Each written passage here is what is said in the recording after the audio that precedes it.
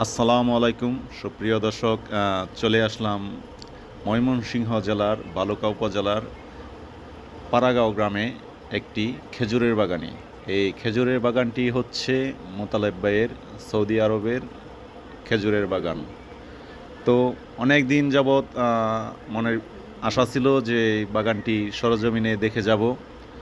তো অনেকের প্রতিবেদনে এর আগে দেখছি আমি। তো আজকে সরাসরি বাগানে চলে আসলাম।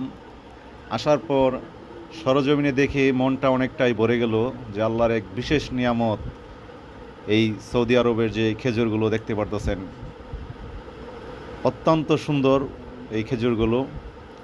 আর সবচেয়ে ভালো বৈশিষ্ট্য হচ্ছে, দেখতে পারতেছেন যে একেবারে ছোট ছোট গাছে কিভাবে খেজুর ধরে আছে। এটা আল্লাহর এক বিশেষ নিয়ামত।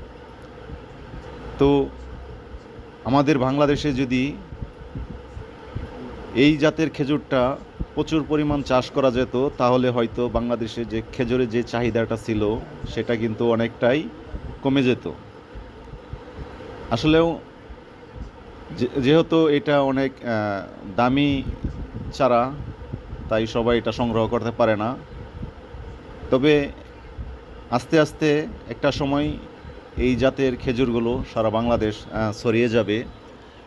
তো অনেক শৌখিন ভাই আছেন যারা অর্থনৈতিক সচ্ছলতা আছে, তারা চাইলে কিন্তু এই ধরনের চারা গাছগুলো সংগ্রহ করে আপনারা রোপণ করতে পারেন।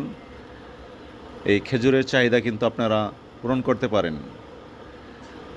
যাদের সরজমিনে এটা দেখার ইচ্ছে আছে তারা চলে আসবেন ময়মনসিংহ জেলার বালুকা উপজেলার